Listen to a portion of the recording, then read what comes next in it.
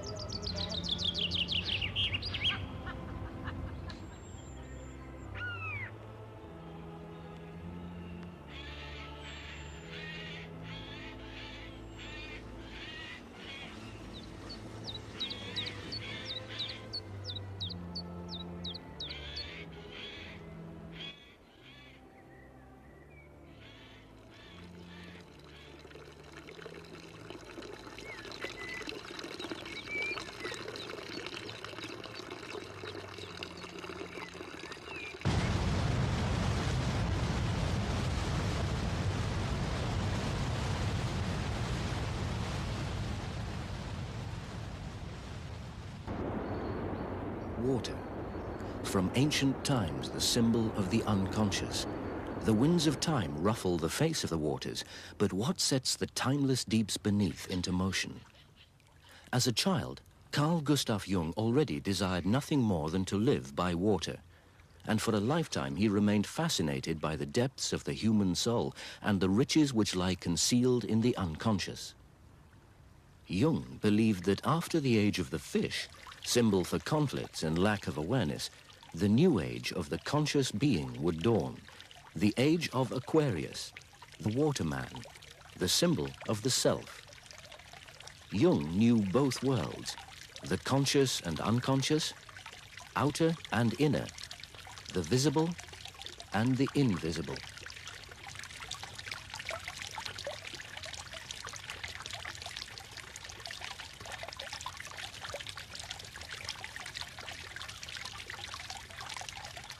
Carl Jung never shied away from the demonic power of the unconscious. He has even been called master of the underworld. But he himself said that he merely attempted to open himself to what came to him from within, and that his life is a history of the self-realization of the unconscious self.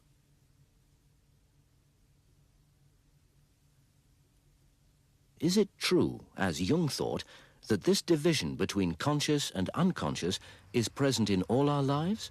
Or is his own case an extreme one?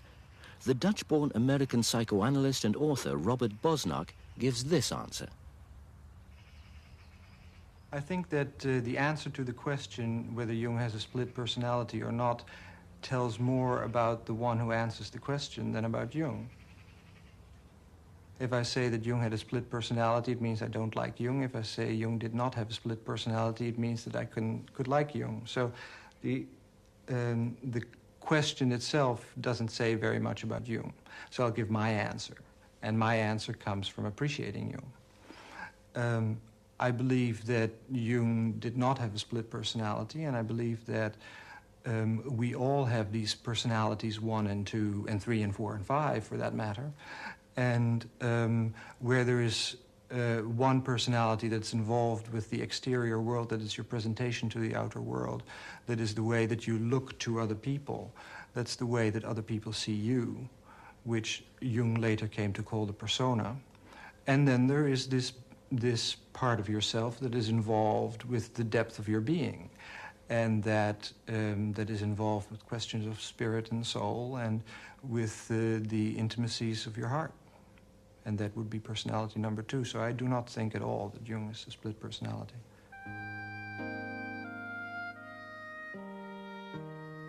Jung's life revolved around the search for the center, the self, the essence which can allow the personality as a whole to blossom forth. The symbol for the totality of the person is the mandala, and Jung painted many of these during his life. They were, as he called this one, his window onto eternity. Drawing mandalas also aided him in re-establishing contact with himself during times of crisis. He thus breathed new life into an ancient symbol, a symbol which is not only meaningful for psychoanalysts, but also for scientists, such as the American physicist and astronomer Victor Mansfield. Primarily, as I understand, the mandala is usually a symbol of the self, of his unity of the opposites. And very often Jung would found, and I find this too in my own personal life, when the psyche is under enormous stress and you're being pulled apart by the opposites, the dream life might compensate with a powerful expression of some symbol of wholeness of the mandala. And that's oftentimes experienced as an enormous grace, is the only word I know how to use, because you don't feel like you're just at the mercy of all the gods ripping you in different parts, but that there's some guiding principle of wholeness in you, what Jung would call the self, which is in some ways in the background, attempting to bring a certain kind of wholeness, maybe redirect you into a whole different level. And in my own life, I've been actually, pulled in terms of the scientific world in certain directions, and my own psychological and developmental needs in other directions. And so when I write about psychology and physics, it's not merely an intellectual endeavor, but it's also an attempt at bringing a certain unity to my own life. So in some ways, I'm working on my own mandala to try and unify the opposites in me. This avenue leads to the house in the Swiss village of Küsnacht, where Jung lived and worked for the greater part of his life, and where he died in 1961, shortly before his 86th birthday. Anyone wishing to enter the house must pass under the Latin inscription above the door. Called or not called, God will be present. Shortly after his death, the American psychoanalyst and writer June Singer came to pay her last respects to Carl Jung. She regards her experience after she entered the house where he lay in state as an initiation.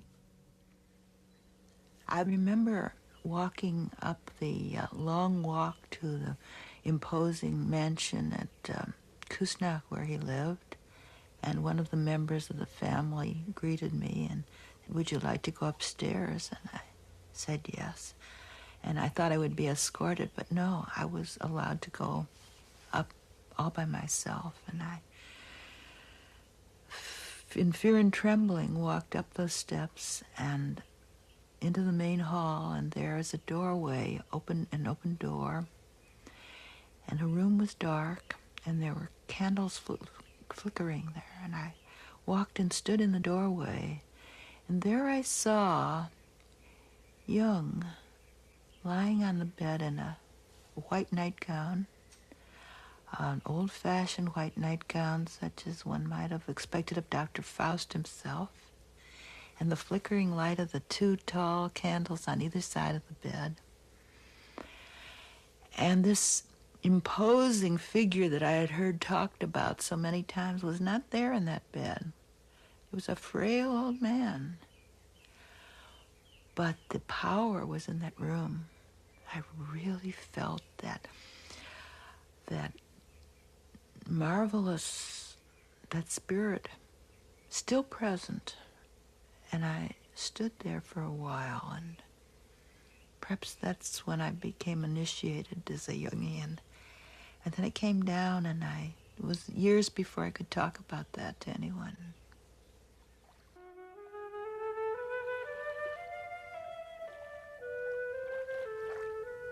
Water, the symbol of the unconscious. In the words of the Chinese sage Lao Tzu, it flows to those places disdained by man. Jung followed the course of the deeper currents and was in consequence both revered and reviled. Against his will, he even became the father of a new tradition, the Jungian school, but he himself was a man of humility. When people say I am wise or a sage, I cannot accept it. A man once dipped a hatful of water from a stream. What did that amount to? To some extent, I perceive the processes going on in the background, and that gives me an inner certainty. I do not know what started me off perceiving the stream of life. Perhaps it was my early dreams. Knowledge of processes in the background shaped my relationship to the world early in life. As a child, I felt myself to be alone, as I am still, because I know things and must hint at things which others, for the most part, do not want to know.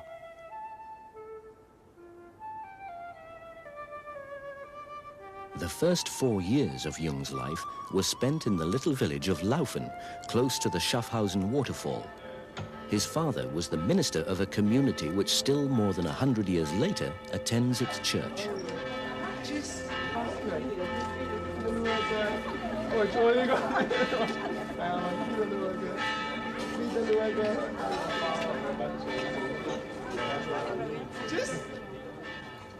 Jung later remembered with affection this farmer, who was both gravedigger and sexton of the old church.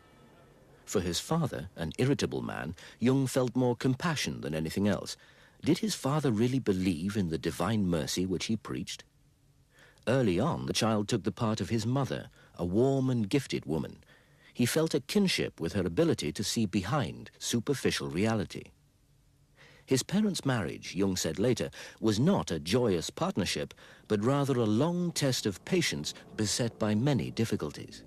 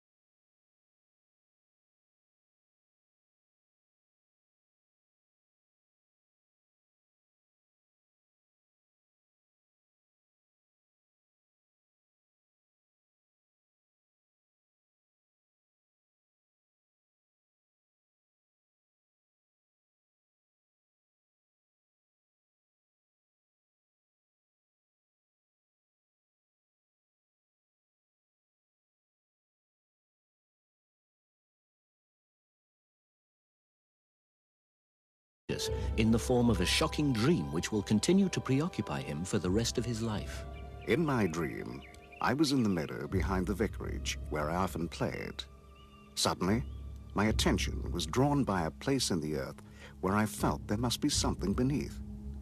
I ran forward curiously. There was an entrance covered by a green curtain. I pushed it aside and saw a stone stairway leading downwards into the dark. Hesitantly and fearfully, I descended.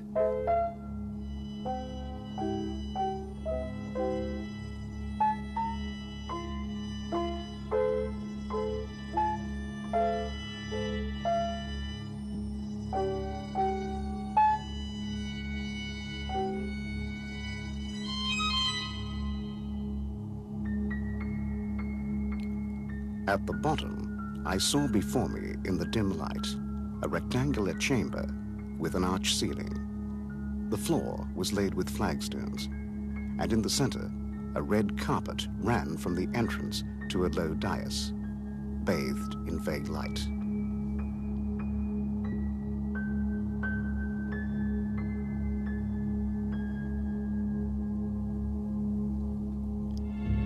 On this dais stood a wonderfully rich golden throne, which seemed to be connected by roots to the depths of the earth, and something was standing on the dais.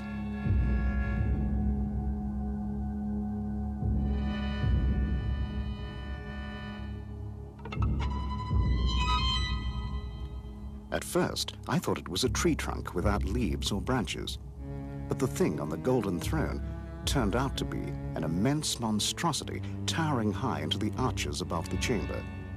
It was bathed in soft rays of light which seemed to come from nowhere.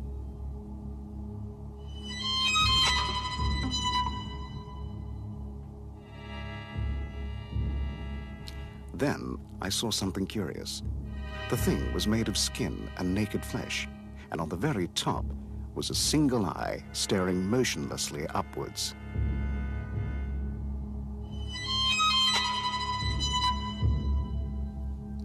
At that moment, I heard my mother's voice. She called out, "Yes, look well at him. That is the man-eater." I woke with a start, sweating and scared to death.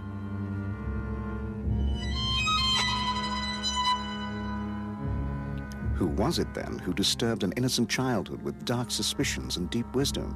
Who else but that alien guest who came both from above and from below? Through this childhood dream, I was initiated into the secrets of the earth, and in this, my spiritual life found its unconscious beginnings. How is it possible for such a young child to dream about things which cannot rationally be explained away as old memories? Robert Bosnak. I believe that the imagination has a structure. The imagination is not without structure. The unconscious is not without structure.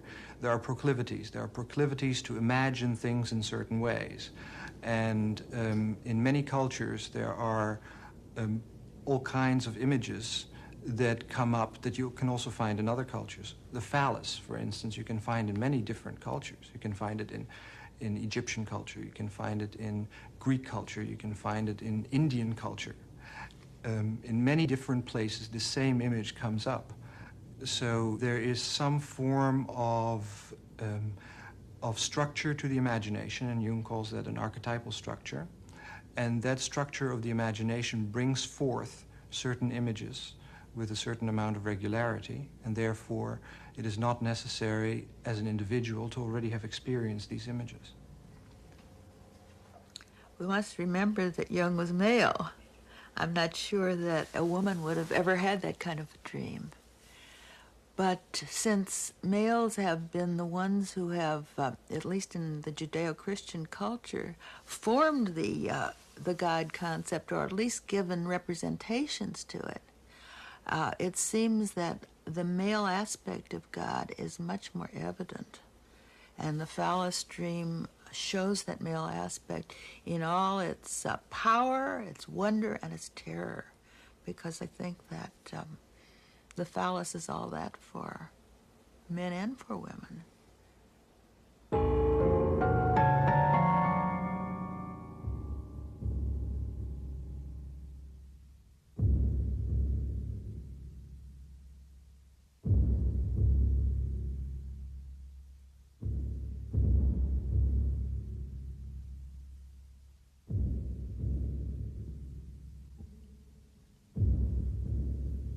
As it is with these great trees, thousands of years old, so it is also with the unconscious, according to Jung, the result of a very long process of growth. Its content stems from humankind's primal psychic experiences. These are present in all of us, just as beneath the surface of the earth, every phase of her development lies geologically recorded. Jung's depth psychology is the geology of the human soul.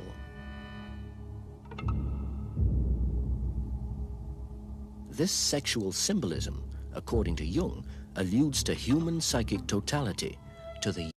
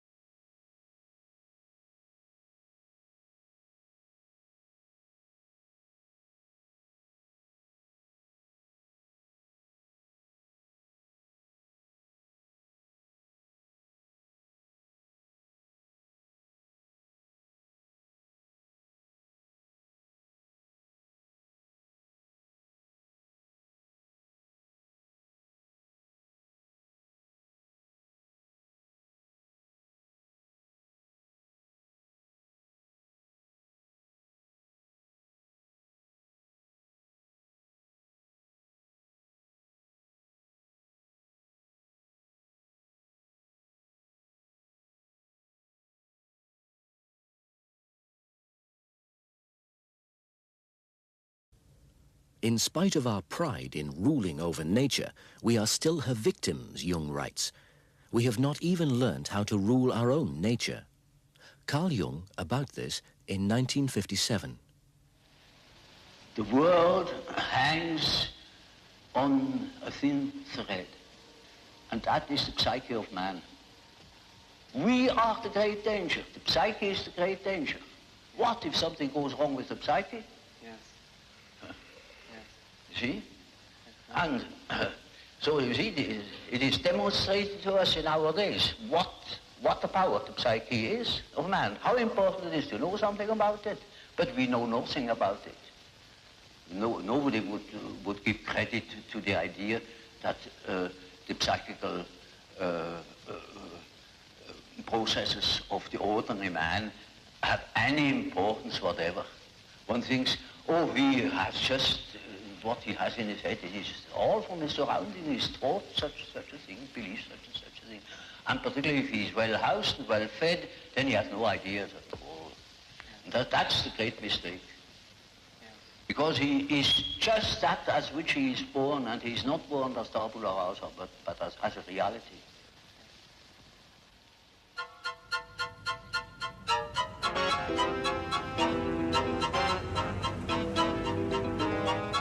Carl Jung's belief was that a lack of awareness leaves us prey to our own psychic underworld. There are no longer gods we can call on for aid, because in our arrogance we have driven them out of the forests, rivers and mountains. We have thus lost contact both with nature and with ourselves, and what we have dubbed progress has caused a very great deal of suffering. I believe that it is very dangerous to believe that we can end suffering, because what I saw in political work that I've done is that people believe that you can end, for instance, world hunger, and you work and you work and you work and you work, and after 10 years there's still world hunger. So if you think that you can eliminate everything in a short period of time, or that you can eliminate anything at all, then you will burn out and you can no longer work on it. If there is a possibility to keep on working with this tragic knowledge that there is suffering in the world, and that you can work on the suffering and that you can lessen the suffering, but that you cannot entirely eliminate the suffering, then you can do it for your whole life, which I think is important. These gigantic problems that we're faced with, we will be faced with for the rest of our lives, and we have to be involved in them in the same way that we brush our teeth in the morning. We have to be involved with the world, not hoping to eliminate suffering from the world, maybe to ameliorate suffering, I would hope so, but knowing that the work has to be done anyway.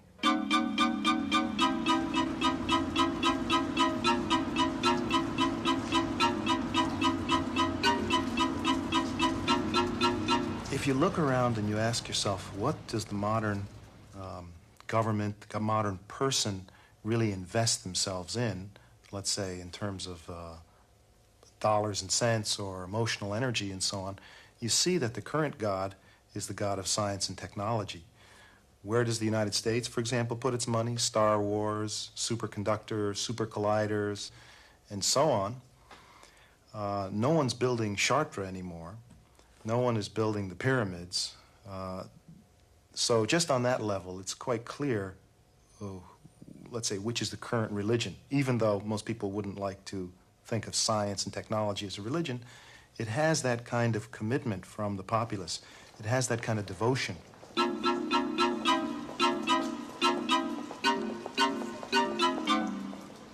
These total destructions, where we have the capacity to destroy everything in the world, must have a very profound influence on the world and therefore on ourselves.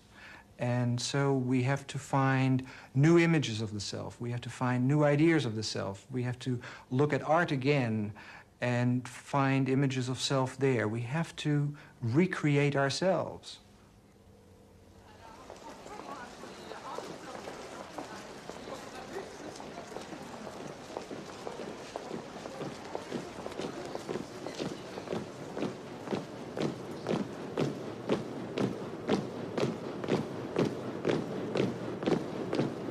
The political situation and the devilish triumphs of science shake us with dark forebodings.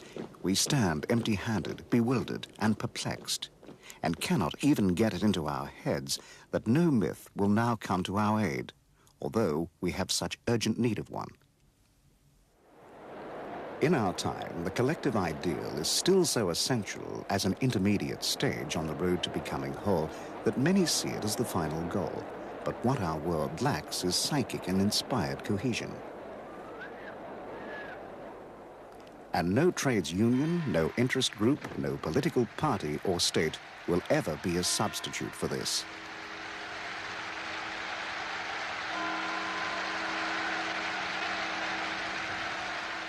Because every process of becoming whole must begin somewhere.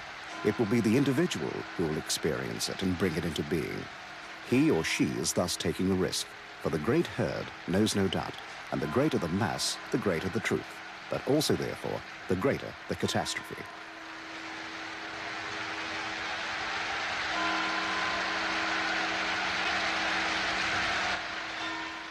This reminds me of a notion in Tibetan Buddhism, the so-called divine pride. And that goes something like this. After many years of hard training, a monk will develop a certain level of concentration, his ability to hold his mind steadily on one thought or one image. And at that stage, they then will be given the exercise of imagining a deity, one of the gods in the Tibetan pantheon. Now, this is a very hard job, and only a person who has really developed mental skills can hold the image steadily in mind. But once that image is actually concretized and held with a certain kind of fixity and vividness, it's an overwhelming experience. And the natural thing is to develop a kind of divine pride that I have created this God. I am the master of this deity. And of course, that's disaster.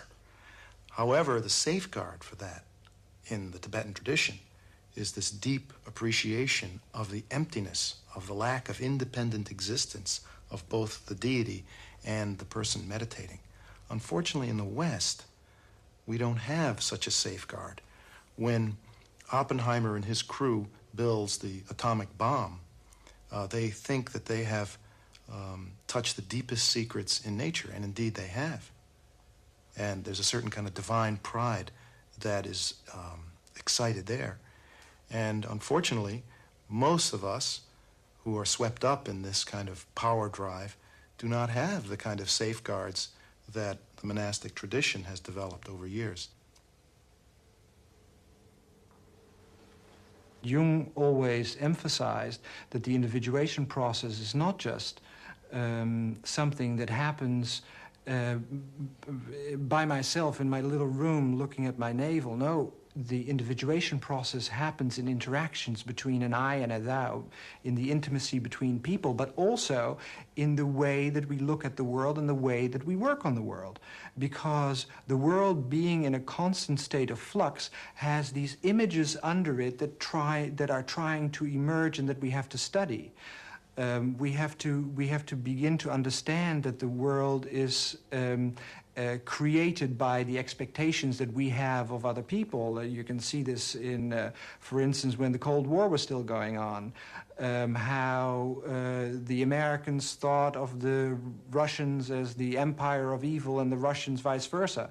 And these are all archetypal images that are very important in politics. And so if we begin to understand more that at the depth of the psyche there are these archetypal images going on, moving us all the time, changing us all the time, and we are unaware of it, then we project it onto others, and then we begin to attack others for things that happen to us. I can give you an example from my own practice, for instance, where there is a woman who these days one would call a borderline case, but whatever you call it is not important. But anyway, herself is in a state of such disarray and such explosion and so much all over the place. There's so much destruction going on in herself, so much destruction in the depth of her soul, that she sees herself, her self-image, as entirely innocent, entirely whole, very peaceful, and all these other mean people are doing this to me, and they're doing that to me, and look, they're doing this to me. And she comes to me with stories of how people mistreat her all the time. And that is an attempt to compensate for this state of disarray and destruction that she is in. Now, just imagine that this happens to a country. That a country does not want to see its own sense of destruction. Well, then it will see it in others and will constantly say, look, they're doing this to us, so we have to throw a bomb on them. The process of becoming whole, as meant by Jung, is symbolized by the mandala, the Hindu word for magical center.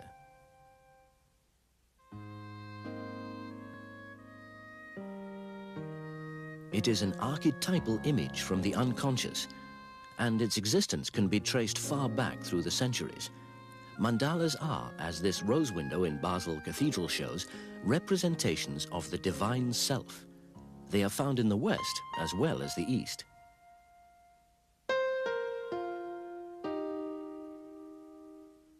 In ancient times, mandalas were used to rediscover the meaning and order of life.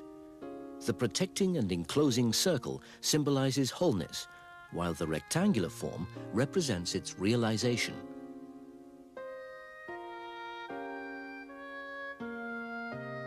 The motif of two interlocking triangles also frequently appears.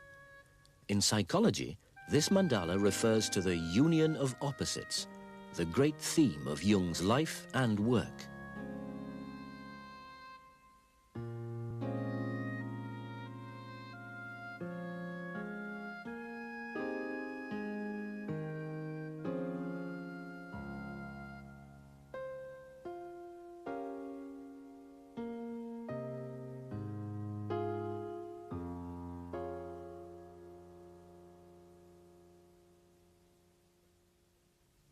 Around 1930, Jung treated a young woman from America who was in a crisis caused by her intellect blocking her emotions. With the aid of the guided fantasy method developed by Jung, Miss X, as he referred to her, portrayed her unconscious emotions in a series of mandalas. The first drawing shows how her lower body is imprisoned within a boulder.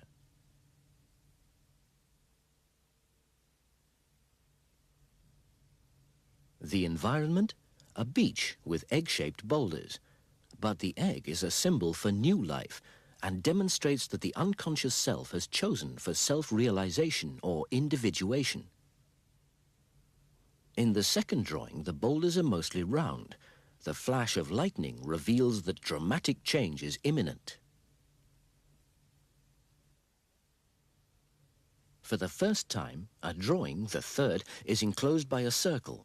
Jung comments that according to ancient traditions, the soul has a spherical shape, and the patient tells him that with this mandala, an immense process of inner activity has begun.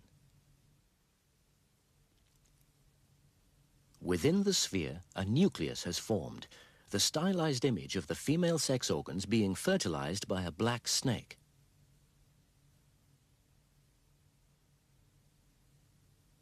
In the next drawing, the black snake has left the center. Clearly the psyche has as yet not accepted the shadow side.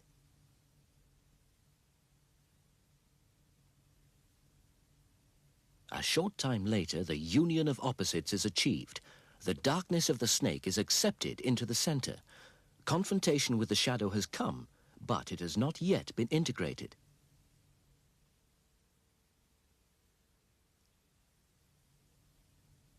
The next phase shows the integration with the shadow. High in the mandala float 3 white birds against a dark background, and beneath a grey he-goat is drawn on a pale ground. White cannot be without black, nor the devil without the sacred.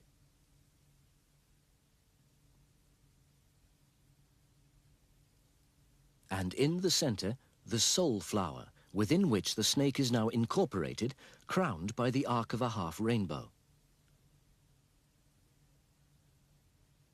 On her return to New York, her first act is to draw a mandala to compensate for the disturbing influence of the great city. At the top, the union of opposites is depicted in the fire of love between man and woman. The next mandala hangs above the glass and concrete of Manhattan. Blue snakes thrust into red flesh. Emotion and reason flow together.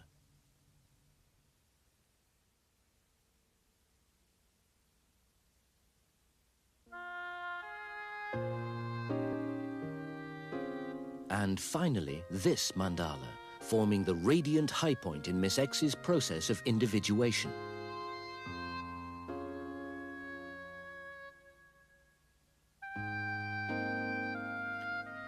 Individuation embodies the answer to the great question of our time. How can our forward-rushing scientific and technological thinking be reunited with the unconscious? This problem cannot be solved collectively, for the mass does not change unless the individual changes.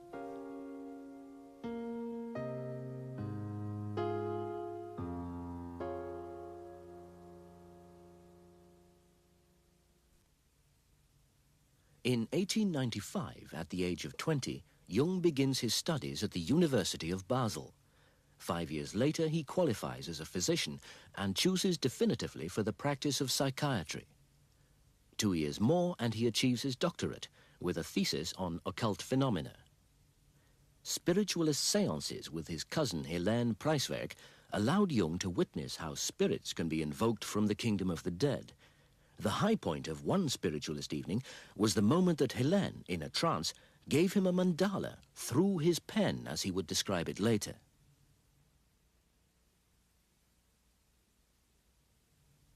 It was these of his experiments which led to the writing of Jung's doctoral thesis.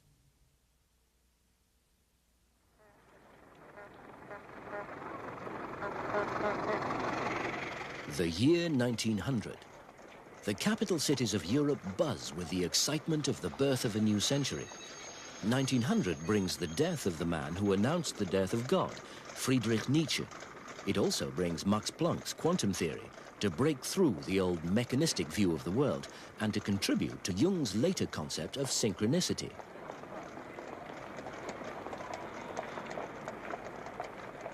And in Vienna that same year, a future physicist and Nobel Prize winner is born. Several decades later, this man, Wolfgang Pauli, will consult Jung about his psychological problems, the starting point of a remarkable collaboration. And finally, 1900 sees the publication by a Viennese psychiatrist whom Jung has not yet met of a book on dreams, Traumdeutung. The name, Sigmund Freud. In those days, the psychologically disturbed was seen as suffering from an incurable brain disorder. The patient's psyche was not a subject for examination. Jung had other ideas about this. In the Buchholzli psychiatric clinic near Zurich, in the same year of 1900, Jung takes on his first position as a psychiatrist. He is 25 years old.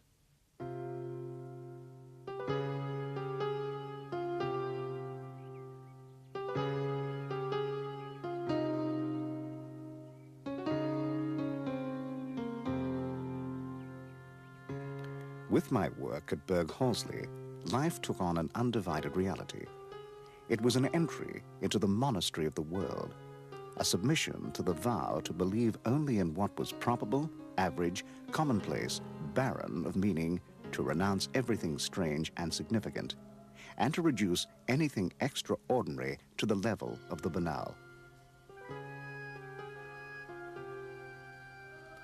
Through my work with the patients, I realized that paranoid ideas and hallucinations contain a germ of meaning, that a general psychology of the personality lies concealed within psychosis, and that even here we encounter the old human conflicts. Even with apparently dull or apathetic patients, there is more going on in their minds than there seems to be. At bottom, we discover nothing new and unknown in the mentally ill. Rather, we encounter the substratum of our own natures. This insight was for me at that time an overwhelming emotional experience.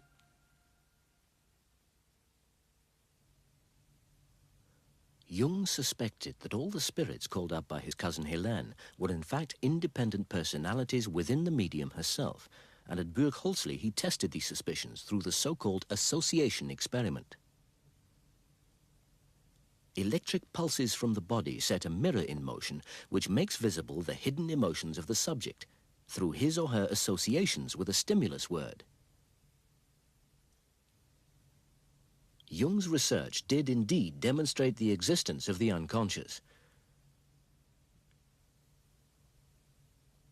As everyone knows, the unconscious can show itself, sometimes painfully, through mistakes or slips of the tongue.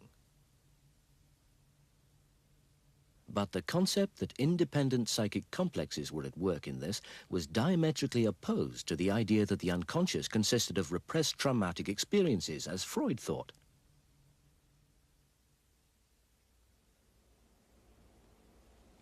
Freud and Jung were very much alike in their exploration of the unconscious and their willingness to pioneer in this field that had not been touched before by psychologists. But the difference was in the way that they viewed the unconscious and the ego's relation to it.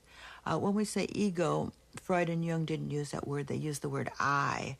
So they were concerned, both of them, in how I, the person that I myself think of as who I am, relates to this mysterious part of me that isn't conscious, it isn't part of my thought. For Freud, this part came from consciousness, by and large. It was a repository of all the repressions, of the things that my parents told me that I didn't want to hear, the things that I was afraid to voice, the fears that I had that I wouldn't admit even to myself. All those dark, inexpressible aspects of my life were relegated to the unconscious. They're either forgotten, not noticed, or repressed, that is, unconsciously forgotten.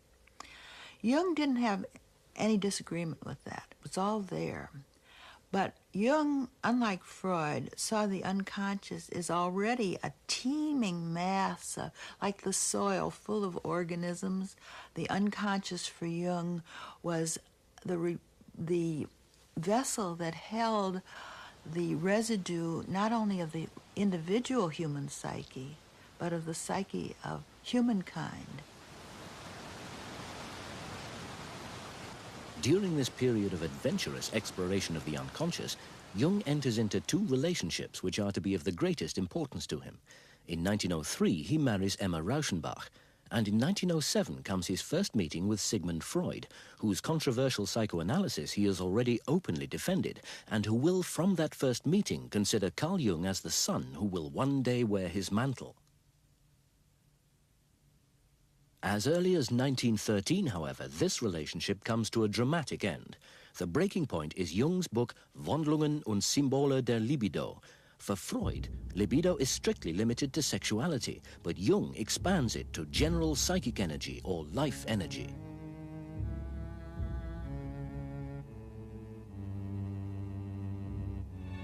I can still recall vividly how Freud said to me, "My dear Jung, promise me never to abandon the sexual theory. That is the most important thing of all. You see, we must make a dogma of it, an unshakable bulwark." He said this to me with great emotion, in the tone of a father saying, "Promise me this one thing, my dear son, that you will go to church every Sunday." In some astonishment, I asked him, "A bulwark? Against what?" To which he replied, "Against the black tide of mud, of occultism."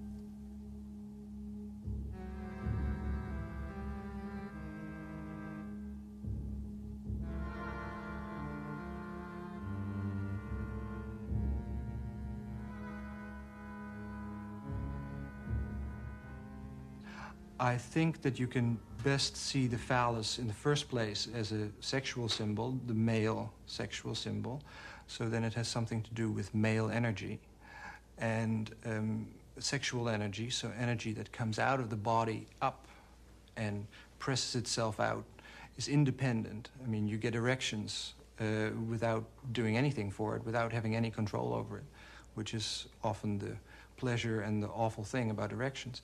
And so it presses itself up in the case of Jung, and all this sexual, natural, instinctual energy is pushed up, and then with the dream it ends up in this eye that looks up at the sky. And I think that would mean for Jung that this libido, this force of nature is pushing itself up and trying to reach towards consciousness. Near the end of his life, Jung writes the following about that period. When I started work on the last chapter of my book, Wandlungen und Symbole der Libido, I knew it would cost me my friendship with Freud.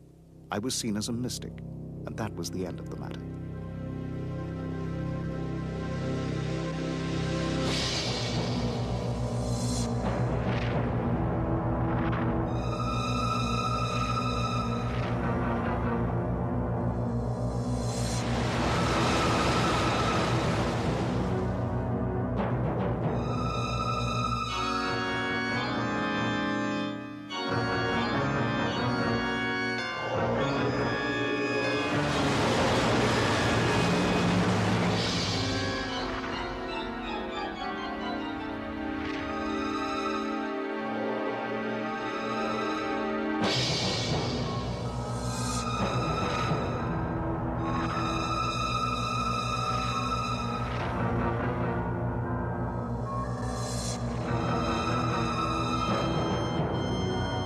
Unserem Gott, der allein unsterblich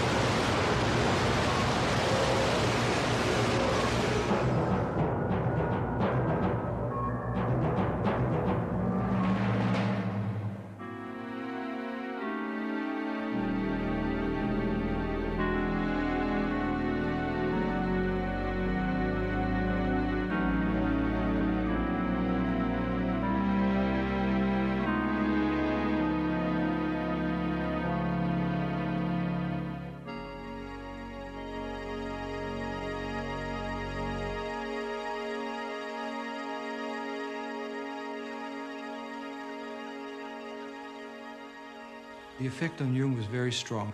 So his whole reality was shook up. And he had to find his own myth. And he could no longer just take over Freud's mythology. He had to go and find his own mythology, his own way of interpreting the world. So since he didn't have anything to go by, he decided to trust the images that would come up and begin some form of interaction with those images. And he did that by sitting on the beach and playing. For Carl Jung, a close relationship with water now became a necessity of life. He was to give concrete form to his own individuation process by building this house in Bollingen beside Lake Zurich. He painted the interior walls with figures from his dreams and fantasies, such as this Philemon, whose mate, the blind Salome, does not yet appear. It was only later that Jung was to realize the importance of the female principle, the anima, in the man. For Jung, it was a great discovery because in his society, the qualities that we associate with the feminine were not acceptable for a man to have. And so they took on a very numinous quality, very unconscious, very powerful quality, because whenever we repress or deny something within ourselves, it gains this tremendous power, like monsters in the closet that children have, you know. The more they try not to see them, the larger they get. And so with Jung's concept of the feminine. Around this time, married already for some years to Emma Rauschenbach, Jung began a relationship with a young woman who would influence him greatly, Toni Wolff. She it was who made him aware for the first time of his feminine side, the anima.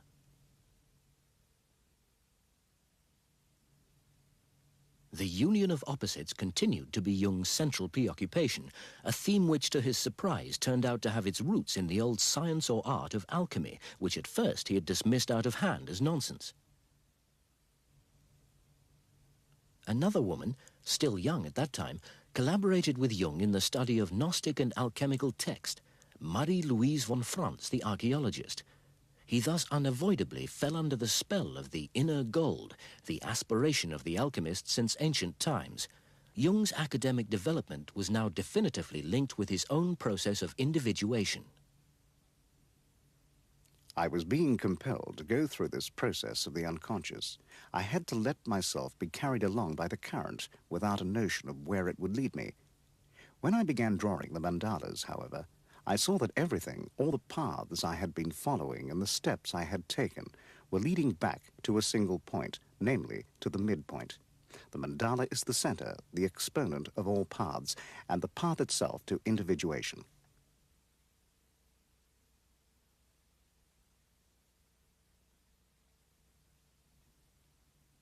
I knew that in finding the mandala as an expression of the self I had attained, for me, the ultimate.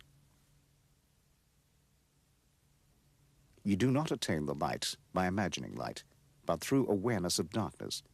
This is distasteful and therefore unpopular.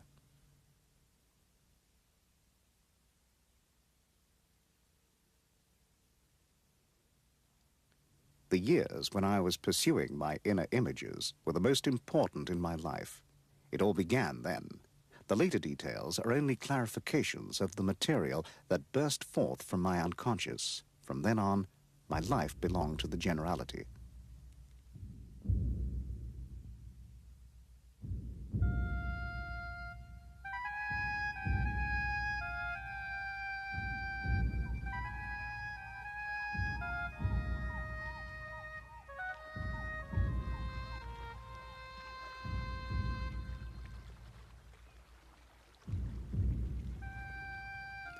Philemon and other figures of my fantasies brought home to me the crucial insight that there are things in the psyche which I do not generate, but which generate themselves and have their own life.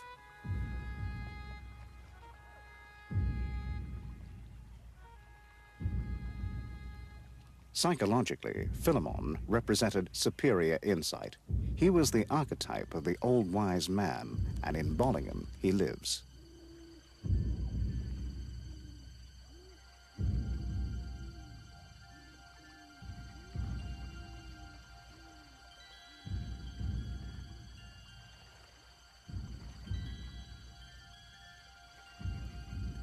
From the beginning, I had conceived my voluntary confrontation with the unconscious as a scientific experiment which I myself was conducting. Now, I might equally well say that the experiment was being conducted on me.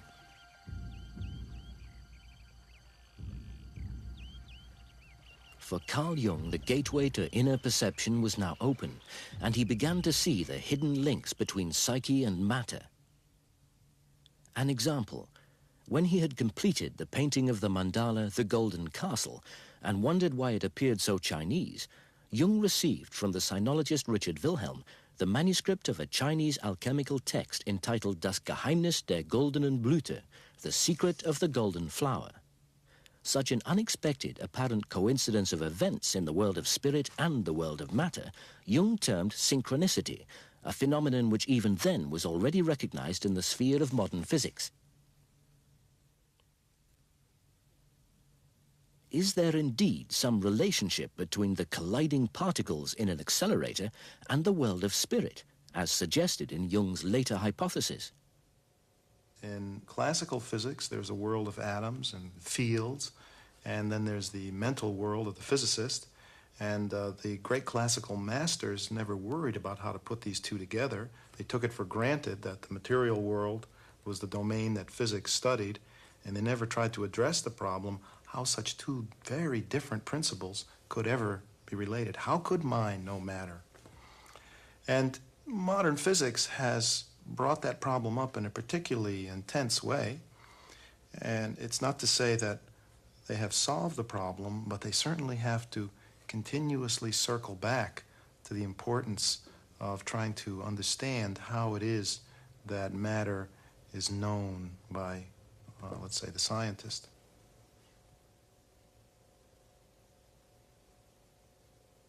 I don't think it's fair to say that we now are developing a theory in physics which ties the psyche intimately to matter. No, that's going too far. I mean, some people would say that, but I think the majority of physicists would not agree with that.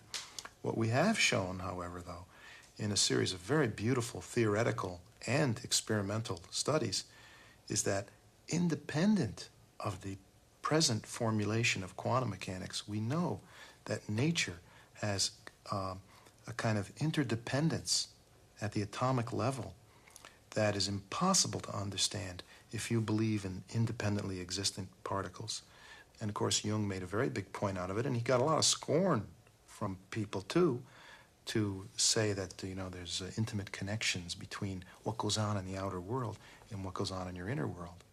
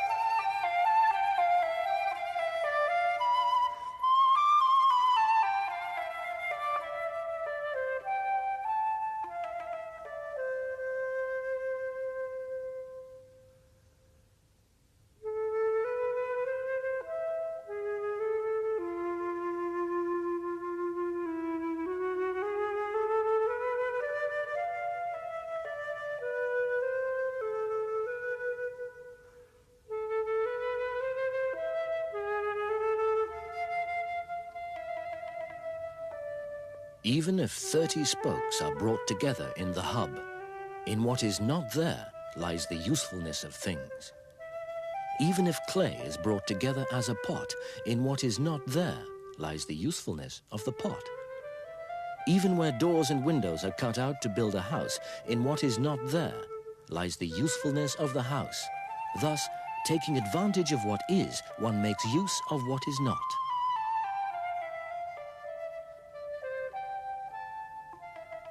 In words such as these, from the Chinese sage Lao Tzu, Carl Jung recognized himself. When Lao Tzu says, "All are clear, I alone am clouded," he is expressing what I now feel in advanced old age. The archetype of the old man who has seen enough is eternally true.